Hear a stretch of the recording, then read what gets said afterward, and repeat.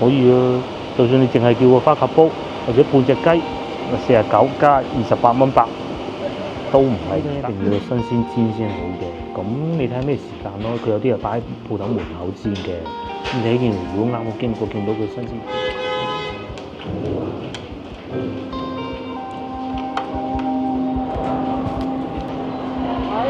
觀眾大家好啊！我所在位置係公園前地鐵站，咁咧日發現好耐未行過北京路啦。今日咧嚟北京路行下，同埋據說咧有一個新嘅商場開咗，咁啊等陣我哋食嘢之前會過去。不過而家先行下北京路先，我哋行下動漫星城。今次冇我女帶住，我哋勇闖動漫星城。因為點解會咁講咧？裏邊好多嗰啲cosplay 啊，即係扮嗰啲卡通人物嗰啲㗎。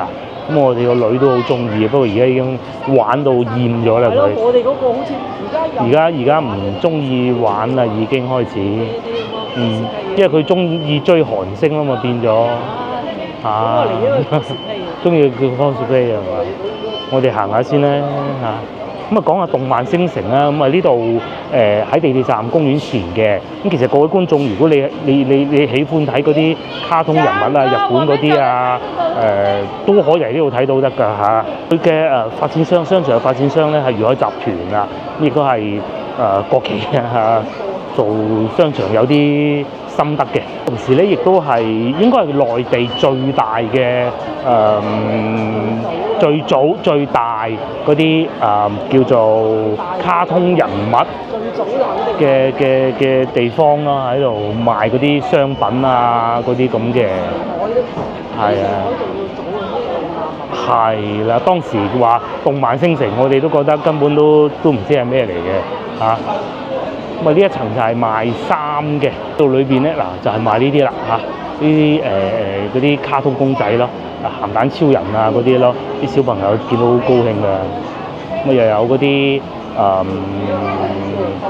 美少女戰士啊嗰啲咁嘅龍珠嗰啲咁咯。與此同時咧，佢又唔係淨係得日本嗰啲喎，其實內地咧呢啲畫卡通嘅人才其實亦都好多㗎嚇。專門大學有專業係畫呢啲㗎，咁所以咧就其實好多都係內地嘅創作出嚟嘅啫嚇。觀眾又話：哎呀，呢啲其實我都係有咁嘅諗法㗎。以前係見到動漫專業咁，呢啲實冇前途㗎啦。但係原來又唔係喎。遊戲產業咧，內地咧係一個好大嘅產業嚟㗎。咁好多以前咧就賺內地錢啦，啲後生好似我哋呢一輩呢啲，咁而家咧就直頭又賣埋出去外邊添。好多洋人咧，後生仔好中意玩月圓神嚇，一個 game 嚟嘅。咁我淨係就講得到咁多㗎啦嚇，講晒我想講嗰啲㗎啦，已經係我能夠講得到嗰啲。咁啊啲後生咧就有個地方打下躉，正如老婆先頭所講啊嚇，佢寧願個女咧，即係肯定係會有啲玩意嘅自己，係咪先？唔通攞本四書五經出嚟寫大字咩？一定係同班後生玩嗰啲，譬如話cosplay 啊咁咯。化晒妝咁樣出去好多公仔，有咁多人才啊！嗰啲即係相關人才，嗰啲咩公仔啊，咩納布布嗰啲，不過納布布設計師係香港人嚟㗎，都唔會咁好賣啦。有好多人啊，專門嚟中國內地啊，都係去買嗰啲盲盒啊，真係勁！而咧亦都帶旺咗呢個商場其他嘅環節啦，譬如話前邊會有壽司食啦，呢邊係賣奶茶，以往都旺啊。但係如果冇啲動漫文化嘅話咧，其實亦都會差啲咯。我哋個女成日食呢個，我知道佢平啊嘛，6蚊。佢仲要唔係一件6蚊嘅喎，好多都係6蚊嘅喎，2件。嗱啲妹妹咁咪着到咁樣咯，好開心啊！出嚟影相，大家互相交流扮靚心得。呢個便利店變咗羅森啊！我記得以前係全家嚟嘅喎，我唔係好記得。而家變咗羅森。幾多人買衫？係啊，幾多人買衫？啲衫又襯得好睇，後生女着起身咁，唔通好似我阿媽嗰啲年代咁黑白灰咩？係嘛？我哋呢啲年紀咧，同佢老婆就黑白灰嚇，係。啱先嗰個藍嗰個角色。係。咁仲有奶茶店啦，咁同埋咧佢佢哋即係始終都係學生啊，就唔會好多錢使嘅，所以都係啲平價奶茶店咯。譬如呢一個啦，好多個奶茶店㗎。嗯，好多嘅。咁啊前邊又貴啲啦，落去下邊睇下。得益於呢個商場咧，既係1號線，亦都係2號線，即係最古舊嗰兩條地鐵線嘅交換啊！呢個咧就係廣州嘅核心嘅核心地段嚟㗎啦嚇。公園前地鐵站，又有名創優品啦。如果唔係有咁多人才，點解畫得到咁多呢啲公仔攞去賣咧？早幾日睇嗰個博主咧喺紐約買奶茶飲咧，都見到名創優品喺紐約有分店。好容易啊！嗰係啊，仲賺錢添㗎，好似喺美國上市，仲派股息㗎，幾犀利。以前就靠賣啲老番嘅，好老實講啊，不過依家就唔係㗎啦。邊啲啊？而家冇老番嘅，以前就有啊，以前好多添。依家美國上市點仲老番啊？有大灣雞。應該冇大灣雞冇授權俾佢哋。如果大環佢買埋大灣雞個版權，咁就火爆啦。本身都已經火爆。主要我哋梗係唔識㗎啦。咁咧，內地有一個女仔博主好出名啊！上2個星期啊，去北京路嗰間分店做店主啊、店長啊，咁即係助熱下。哇！嗰啲後生多到啊，睇見有啲人喺上邊影落去啊，好似春運嗰陣咁啊！去搶坐火車嗰啲情景㗎，係啊！呢度仲有港式奶茶添，行得攰又可以嚟醫下肚。佢又喺呢附近上課。個女又喺呢度附近上課。所以仲要中意行呢邊。即係佢啲嘢有少少似我哋以前嘅狀元坊。係啦，狀元坊咪咁上下咯。多咗動漫。即係卡通嗰啲咪賣下衫，有平又有貴咯。依間啊，佢好中意入去啊！嗰啲公仔啊、書包全部掛滿嘅。所以我發現咧，香港啲後生仔咧，反而唔係太熱衷玩呢一樣嘢，可能我認識唔夠啦。反而見到日本、韓國嗰啲咧仲多啊，仲有呢啲啦，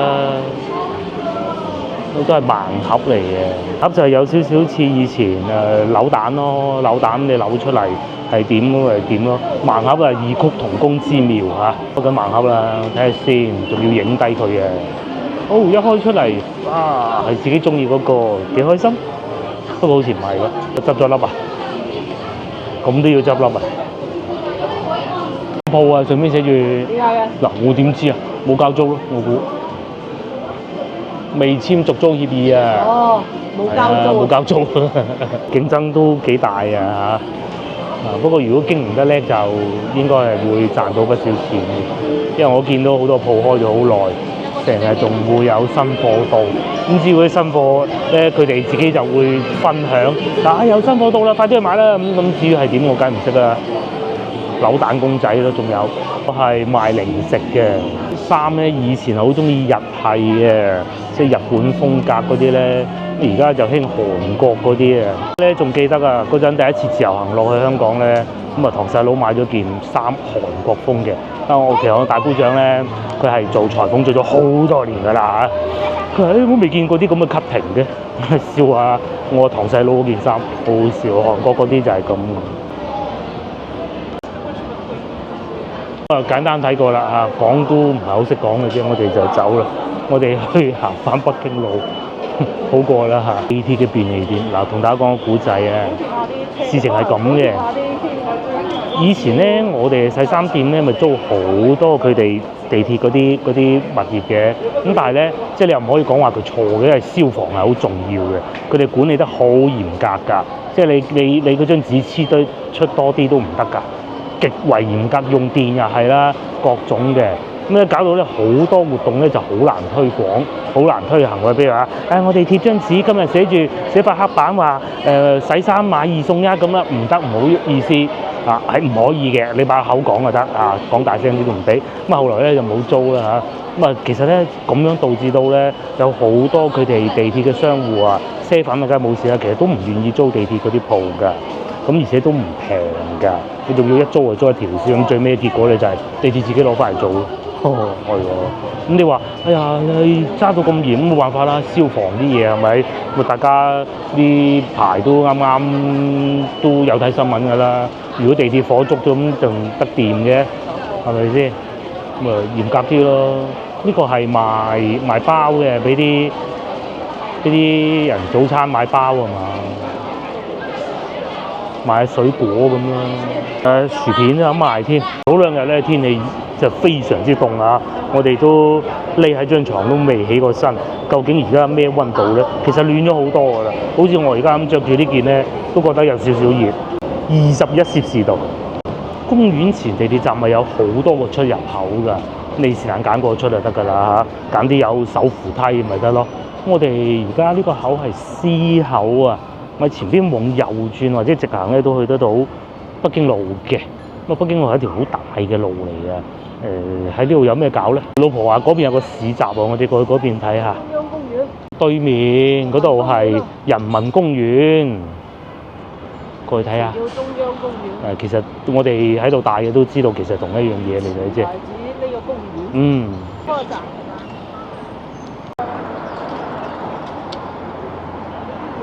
喺呢度有個集市喎，叫做翠玩元旦，應該係咁讀啦。究竟會有啲咩賣咧？都係賣下呢衫嘅啫，就應該唔夠。早幾日咧，我哋去到星環廣場嗰度咁過癮，究竟係咪咧 ？T 恤39蚊，哇，好有型啊！呢啲可以用嚟拍戲，根本都唔需要買翻啲舊衫啊嚇。面前紅色呢一套，或者新興涼果，隔離咧就賣嗰啲糯米甜酒，同我哋屋企樓下嗰啲一模一樣。嗱，同大家講下，其實咧係有公司專門係做呢啲項目㗎。嗰間公司就係賣嗰啲嗰幾樣咩石盒啦，係啦，賣衫啦，內蒙古奶製品啦，係啊，牛肉啦，風乾牛肉乾內蒙古奶製品係啊，仲有啲咩嘢啊？仲有賣下衫啊咁咯嗱，粉葛根啊嘛，今日牛肉丸又有啦，同我哋屋企樓下一模一樣。擺攤專業戶啊啲。擺攤專業戶冇錯，咁但係佢又有人買㗎噃，係咪？因為佢個地頭好啊，佢攞得呢啲咁樣幾鬼多人人民公園。你普通人入唔到呢啲地方㗎，係就係得佢呢啲擺攤公司。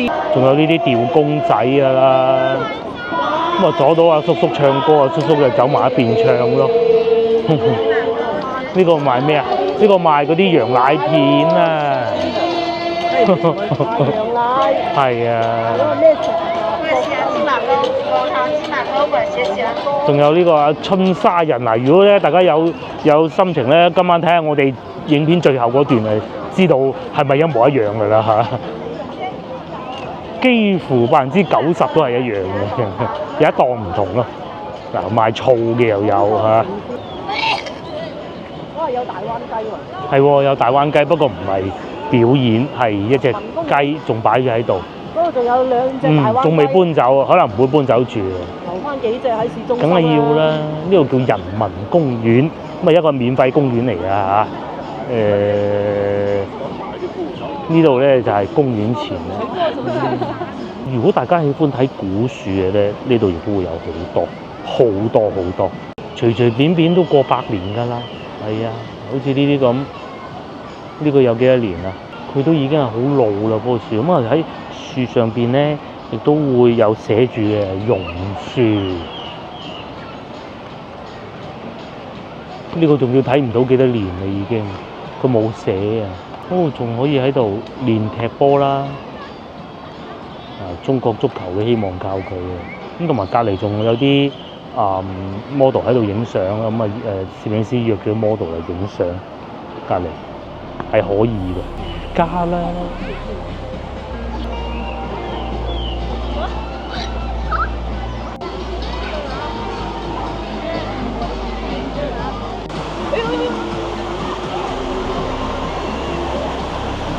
呢個叫音樂亭，嗰啲人喺度踢毽啊！我細個咧就喺隔離嗰度咧，好鬼勁㗎啲！嗰棵樹後邊嗰度讀小學嘅，咁咧要學畫畫咧就嚟呢度學咯。啊，寫生啊，真㗎，係咪先？人工啊？唔使人工㗎，學校已經有㗎啦。咁當時梗係唔係依家咁嘅樣㗎啦。後來翻新過嘅個公園，除咗啲樹同埋嗰啲古建築冇喐過以外咧，其實好多都修整過喺地下啊咁樣咯。啊，幾犀利！嘿，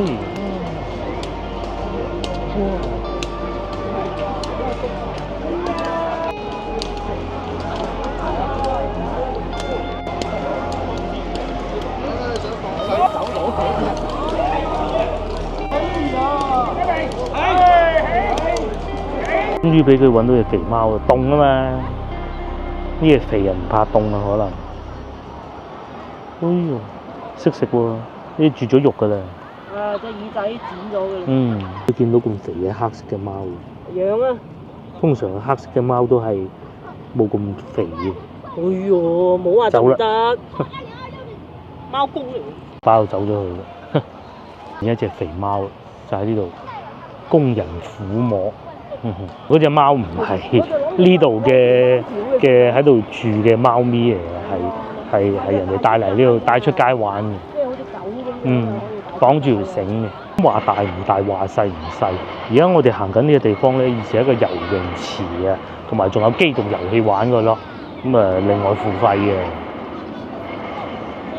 就係呢度，而家就冇咗啦泳池。因為我哋行完啦，今日係嚟北京路嘅，咁咧我哋就唔會去入去北京路食嘅。第一冇，第二咧都太多人啦。我哋去廣惠路嗰度食，睇下嗰度有咩好嘢食。京路咧，我哋成日講話財廳嗰個位啊，咁嗰度都算北京路㗎嚇。大概嗰度附近嗰幾間，咁啊睇下仲有邊間未執笠咯。我嗰個小學而家搞成咁㗎，封住晒咯喎，喺對面喎。而家變成咁啦，呢度。滑下邊又有啲西漢啊、宋朝啊嗰啲文物啊。以前仲要買月票，就喺度排隊。咁然之後咧，就喺度坐巴士，14號車都仲喺度。依家唔知仲係咪呢度咧？以前就喺度買月票嘅嚇，即係嗰張飛咧，其實香港觀眾應該都知係咩嚟嘅嚇，但係就你係佢分好多地方買嘅，越秀區喺呢度買，我喺黃沙買。黃沙買啊！呢個仲去到石圍塘喎，花地去愛群大廈黃旗都變晒，呢啲就係我讀小學每天都要經過嘅地方。所以嗱，你估都估唔到啦，嗱呢啲就係。估唔到，旺到啊，旺到嘔血。係啊，好耐之前買一條粟米都5蚊雞，我記得。係喺呢度啊嘛。係啊，咁你餓又冇計啊。其實嗰時可能30年前都有，可能都未止啊，30幾年前。個小學同學姓雷嘅，我仲記得，佢就喺前邊嗰度仲有個客運站，佢正喺個客運站隔離有個士多，就係個士多養起咗成家人。係啊，士多啊，仲要有個電話，養埋個表姐，係仲有電話打電話，冇錯。咁嘅個表姐就淨係看鋪嘅，其他個喺屋企就係翹埋對手咁樣咯嚇。咁但係就可以養起成家人，大概就係閃下燈，大概呢個位置啦。啊，具體去到邊我都唔係好記得㗎啦，其實。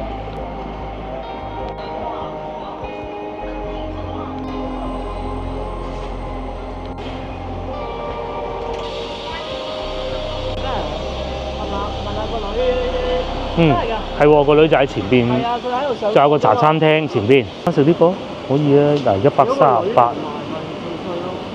又有半隻雞，又有鉗魚，又有米粉，仲有花甲煲，可以啊。就算你淨係叫個花甲煲或者半隻雞，49加28蚊8，都唔係唔得。我仲有咩食咧？排骨飯啦，排骨飯都唔係唔得㗎嚇。仲有呢個食雞嘅，呢個做咗好多年㗎啦。但係就似茶餐廳嘅，都城啦，同埋一個八珍煎餃係八珍煎餃，同埋呢個手工牛肉麵西北，哇，好薄嗰啲牛肉咯，薄過日本壽司，有甜品添，新開嘅好似係。我就同佢講呢個係芝士堡，係食芝士啊，牛扒㗎，咁嘅喎。你食啊竹筒飯又得咯，煎餃啦，煎餃走去嗰度食過，好到過啦。白珍煎餃我哋食。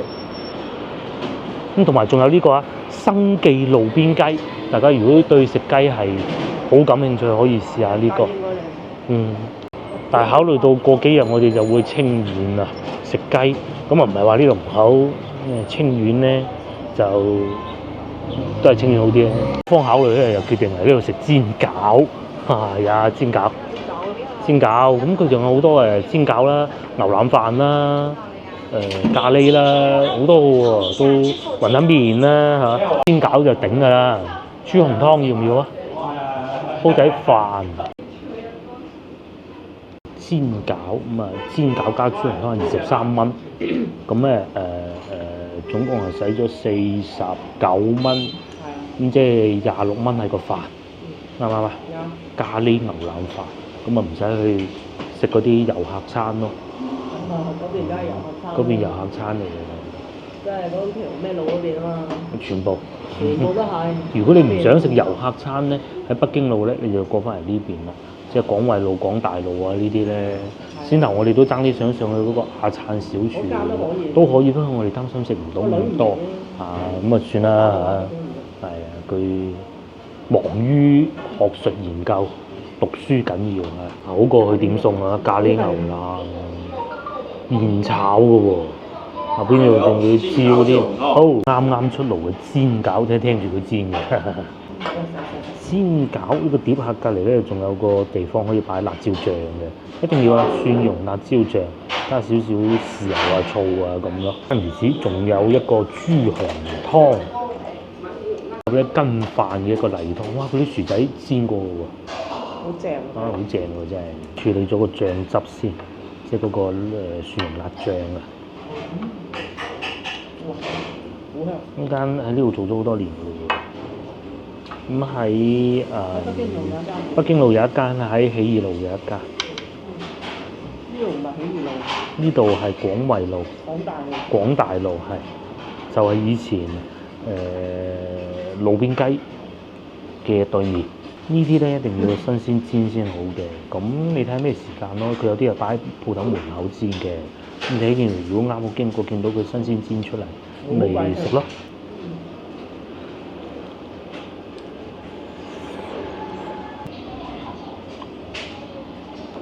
韭菜餡，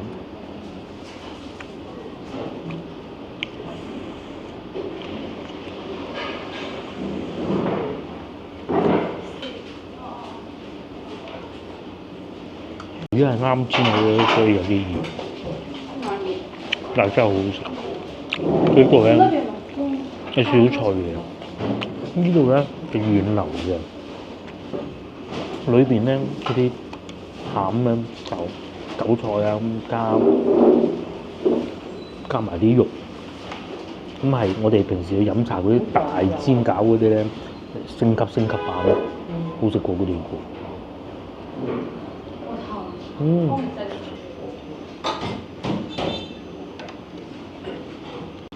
如果開一間咁嘅喺琴日嗰度發達啦，太古里，不過太古里冇人開呢啲嘢。天環都唔會啦，何況太古里啊！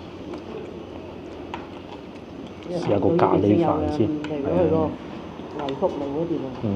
我係要對呢度極為熟悉，我先至講得出有邊幾間俾老婆揀嘅。咁啊走咗去食雞，雞唔係好，又係點餸啦？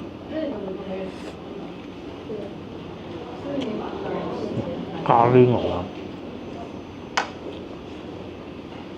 腩，個咖喱醬好特別嗰啲味，唔係嗰種好千篇一律嗰種味道嘅，與眾不同嘅，又唔似係大家樂嗰啲咁樣好多油嘅，佢呢個又唔要，但啲味好好啊。仲有幾條菜添。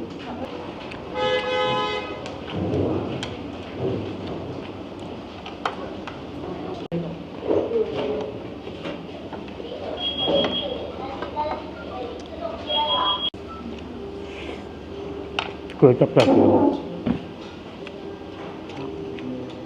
薯仔，好似原炒嘅。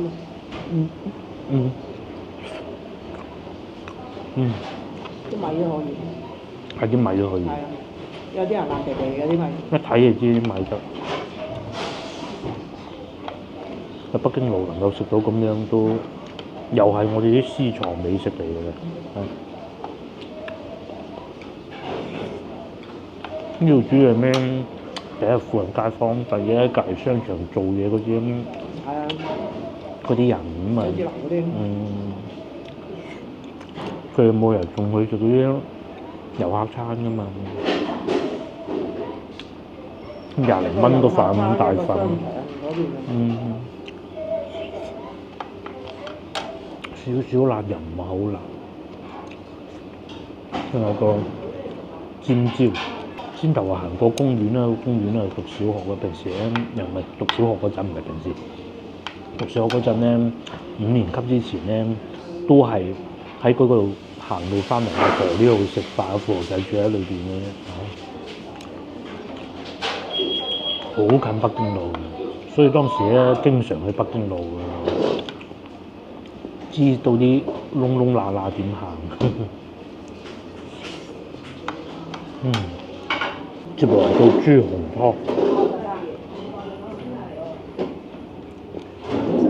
嚟到八珍煎餃都要食個豬紅湯。除咗煎餃之外，豬紅湯都唔多，但係晚晚都諗唔到啲餐咁好。現炒啊！唔係白。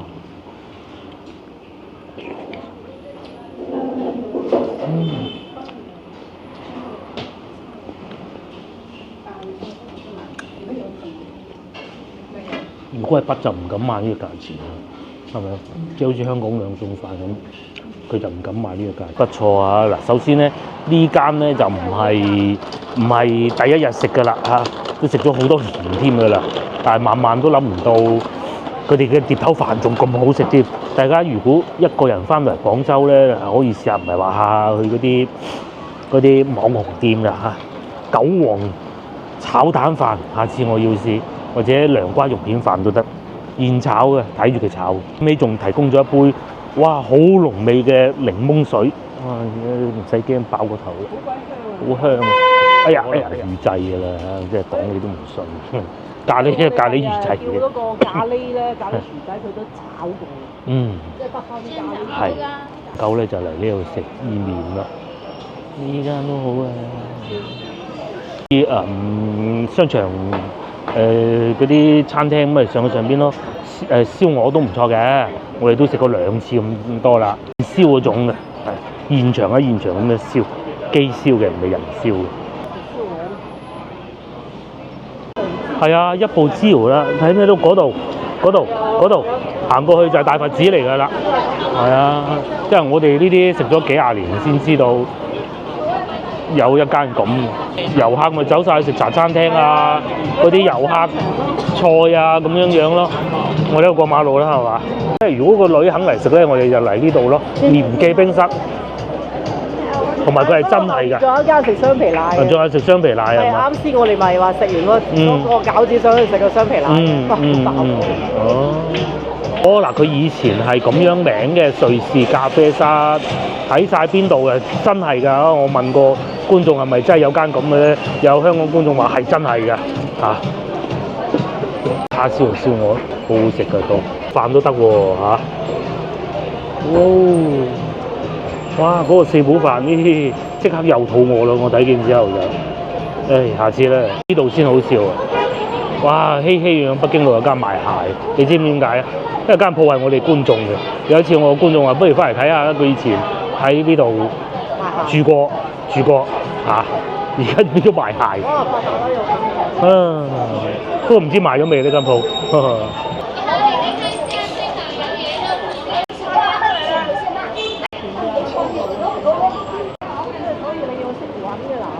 我唔好講北京路啊，喺廣州都唔多㗎啦，係咪？有，但係就可能上下九會有啲啦，難揾啲啦。北京路現炒快餐超正，有啲燈籠，一條魚咁嘅喎，又有市集喎，又睇下咪又係一樣啊嗱，係啊，睇下嗰個咩班公我見到有個係賣啤酒嘅，應該唔係全一樣，不過都差唔多㗎啦。就係面前呢個賣啤酒呢個有少少唔同啊嚇，其他嗰佢鋪頭唔係好多嘅咋，得幾間咯。乜有冇嘅熱鬧啲？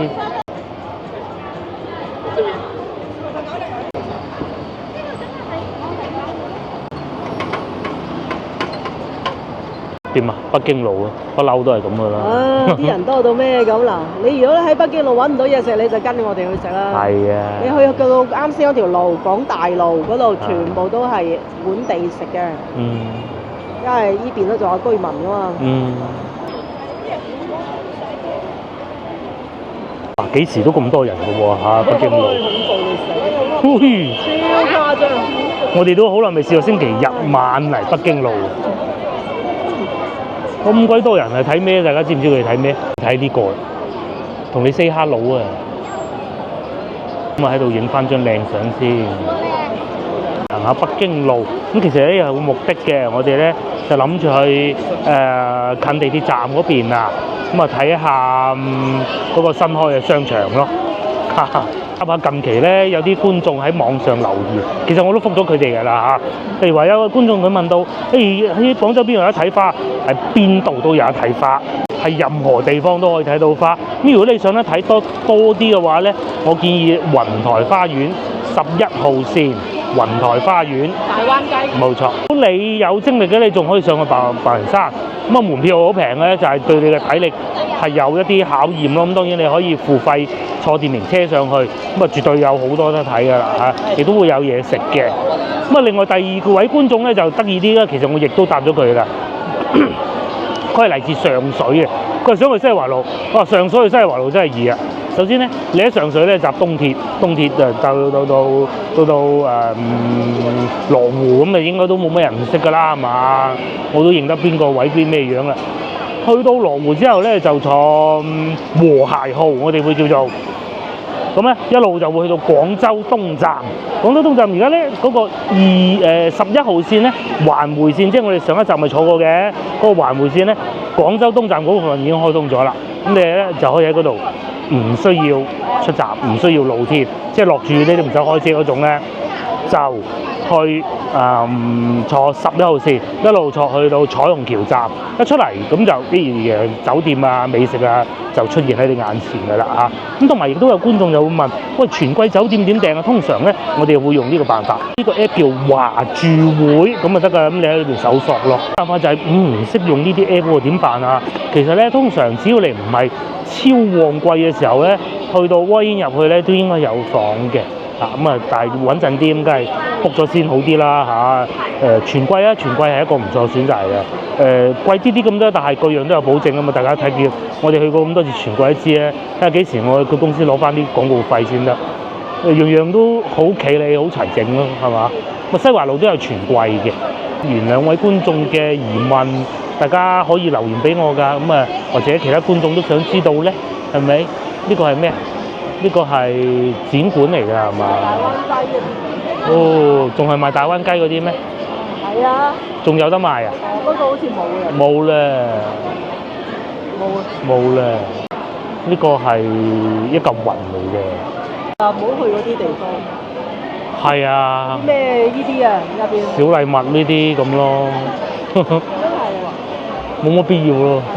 無謂嘥啲咁嘅時間咯。係啊，呢一種啊，即係開到好多呢一類嘅。啊。咁佢裏邊就係賣嗰啲嘢就係千篇一律係嘛？食品刺客，唔係價格刺客。價格刺客，即係睇上去好貴。好貴啊！好貴啊！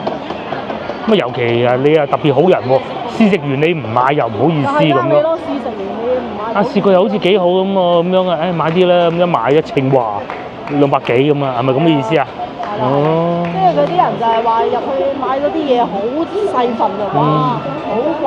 咁你都食咗，你又唔好意思。買個法國雪糕食下好過啦嚇。9個9啫真係。9個9咖啡啫，上次咪飲過咯，飲完手都震晒，你記唔記得？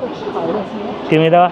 嗰次仲諗住去可可美式咖啡，邊度有可可啊？嗱，佢係指定咯。熱可可哦，北京路都有集市喎，不過買呢啲係沉香收工嘅。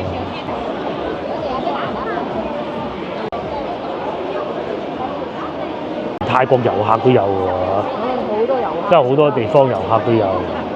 真係啊，好多遊客，特別係天氣越凍咧，廣州就越多人。係呢啲温度啊，對於北方嚟嘅遊客最温暖啊！就算泰國嘅遊客嚟嘅都唔覺得凍喎。你明唔明啊？你知啦，泰國人好怕凍噶嘛。佢就嚟廣東一個城市嘅啫。最咁仲有深圳嘅，仲有深圳嘅。嗰個打工嘅啫嘛。哦，即係深圳打工嘅啫。唔係啊，即係你就係嚟呢度玩啊嘛，你呢度廣州、佛山嗰啲。係，即係廣州咧，自古以嚟咧都係一個美食啦，同埋大笑嘅天堂嚟嘅嚇，一個玩樂。深圳咧就做工嘅啫，係冇錯。企啊咪可以用呢啲標誌咯，俾晒錢㗎啦嘛，因為國企嚟㗎。大灣雞嗰啲標誌啊，唔係國企唔得㗎，告到你曉飛嘅。安踏咪有咯。咁俾咗錢咪得咯。成隻係啊，俾咗錢咪得咯。係啊，贊助商嚟㗎嘛。贊助商嚟㗎嘛，唔要俾我啊！咁啊打爛嗰啲板都話要。唔得，真係越夜越精彩，你嚟行下都無妨。其實好老實講啊，冇乜嘢買嘅，我同大家講，都係嚟影下相咁嘅啫。我真係由初中開始，我都諗唔到呢個附近有咩食啊。係啊，要排隊。即係你又要平又要靚，就啱先我哋嗰度。冇錯。或者行翻去越秀，唔係北京南嗰邊咯，都有幾間嘅，但係冇獅頭嗰個咁地道㗎。冇咁地道。仲要冇咁滋油啦，食得咁輕鬆又好食，好難得㗎。玩咩？呢度睇隻貓啊！哎呦！走了，走了。它不会爬出来吧？它不会爬到我手上吧？走了。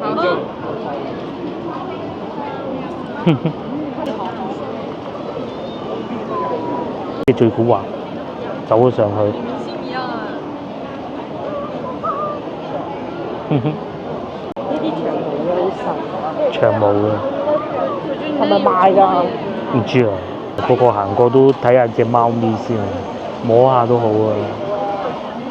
等隻貓咪唔怕人啊！嗰隻幾叻，企咗上去上邊。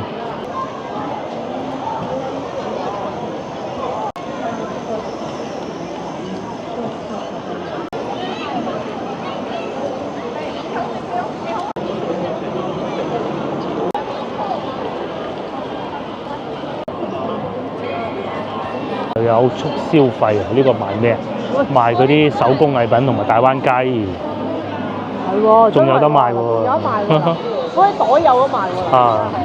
嗰度好貴嘅，我諗呢個啲要加價先買到喎。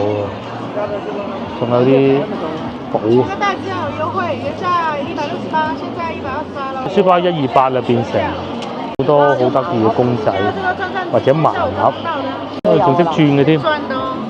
哎呀！呢隻咪呢個幾錢？之前咪死咁啊！而家開始有啲平㗎，係啦，開始有啲貨尾。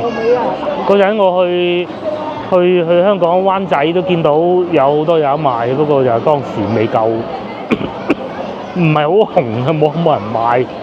而家睇下北京路咧呢一段啦嚇，人氣就旺啊，但係咧就唔算話多人購物嘅。咁最多係咩咧？就係嗰個前邊嗰度賣盲盒嗰啲地方咯，同埋呢一個賣彩票，即係呢一段啊嚇。咁啊，就係反而去到前邊啲餐廳嗰度咧，就多人唔買嘢嘅，食嘢啊嘛要。好多嗰啲特產街嘅。裏邊好多特產嘅。你買特產唔好喺呢啲度買。冇必要啦。你要去買就咩廣州酒家啊？直接去廣州酒家買。陶堆啊，嗰啲或者皇上皇啊嗰類。嗱，呢度咪廣州酒家咯。係啊，你買呢啲特產你又唔買嗰啲。買孖臘腸翻去食咁。係啊。廣州酒家啦，皇上皇啦，蓮香樓啦。陶堆啊嗰啲都得。呢啲咩廣州市集咁啊好有。不必了。呢度就嗰啲特貴啊。嗱，佢一樣係會有臘腸賣㗎。牛肝㗎，係咪？反正就係嗰啲試食嗰啲人話，一試到之後好屎貴買啲殘嘅。嚟到呢度有 Miniso 啊，必去㗎。嚟到北京路新開打卡點啊，不過我哋入過去今日唔入啦嚇。要咁樣打晒蛇餅咁入嘅喎，買啲特別版咯可能。同埋今日已經係算人少嘅啦。通常咧喺北京路最多人影相就兩個位置咯，一個就係呢度，一個就係路口嗰度。路口先頭就睇嗰個廣告牌啊，呢度咧就睇 Miniso 咯。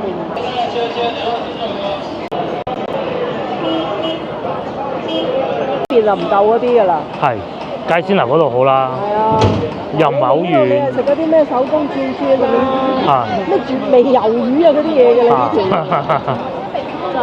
反正就係如果你哋想食啲地道嘢啊，啱先嗰條路都可以嘅。咁啊，呢條路就網紅好多嘅，嗰啲嘢就嗰啲外省嘢，啲乜鬼都有。唔記得同大家講交通路線。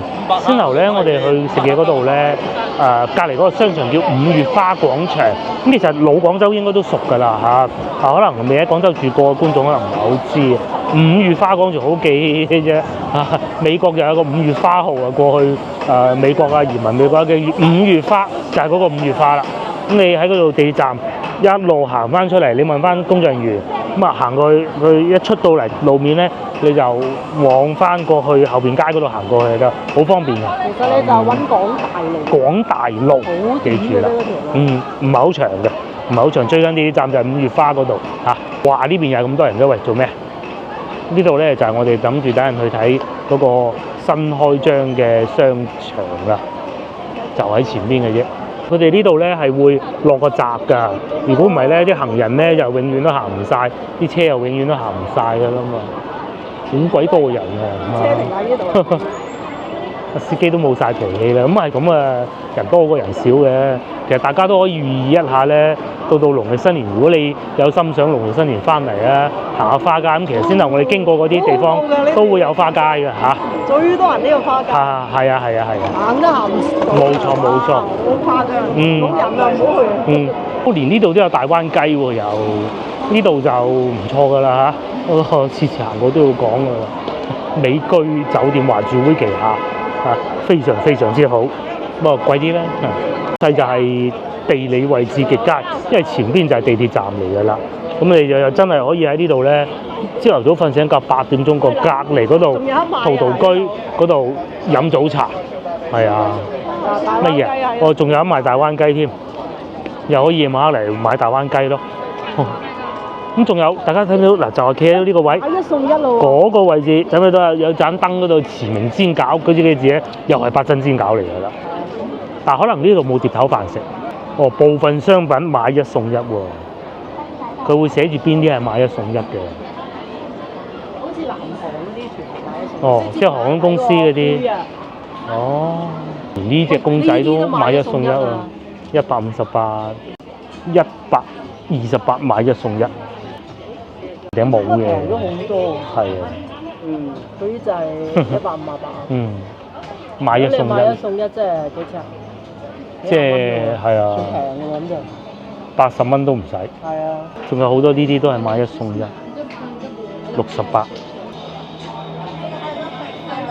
喺嗰度笑死啊！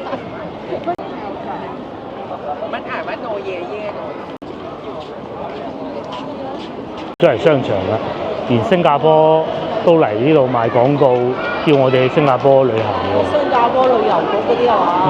應該係啦。要唔要簽證啊？新加坡好似唔使簽證嘅，落地簽，好似係有來回機票就得㗎啦，好似都係難敵咧盲盒啊嚇，即係個個排隊喺度戳下睇下邊個盲盒係自己想要嗰個。而家啲人呢邊咧就講下新加坡有咩好玩咯。佢係旅行社，康輝旅行社。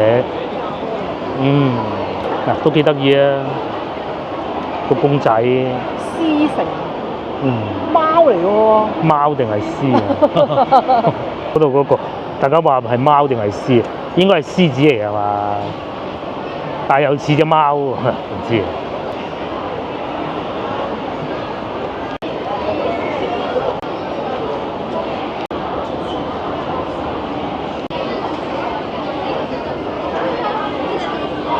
上星期咧，我哋係去過山姆啦，個美國超市呢個商場，唔係呢個冠東來呢個超市咧，就係嚟自中國內地嘅河南省許昌市，大家都未必知佢喺邊㗎啦。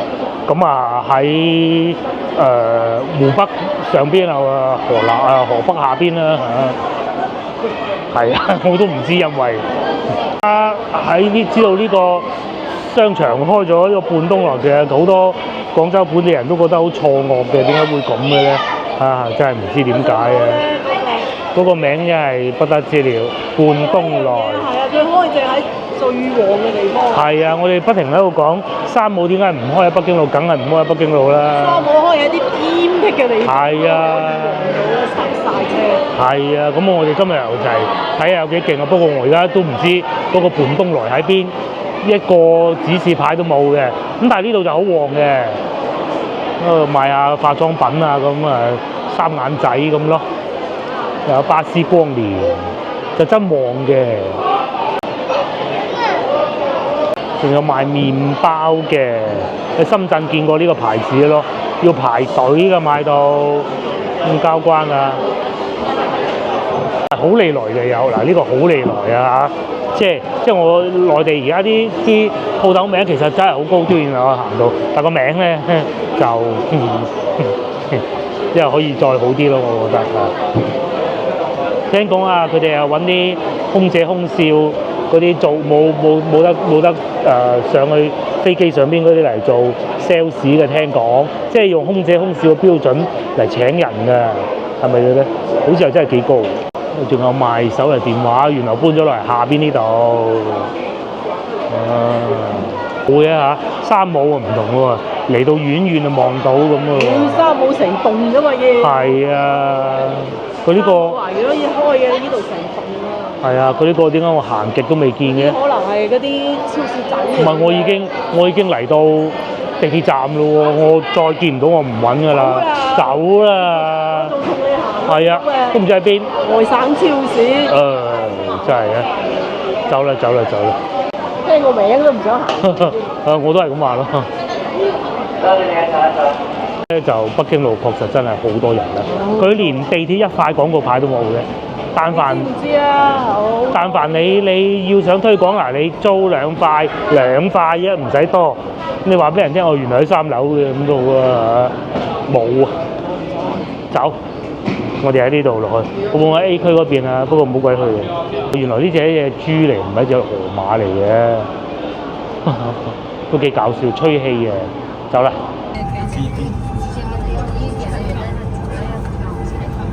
終於咧又翻到嚟屋企樓下呢個叫做歲末奇遇環東市集，環東即係環市東啦嚇。咁啊華樂街第2屆咖啡文化節，哇好有文化喎！其實咧就其實係同先頭見到嗰啲差唔多嘅啫。係啦，大同小異，而且咧得一檔咖啡，仲要係嗰啲開包裝賣嗰啲貓屎咖啡係會有一個服務台啦。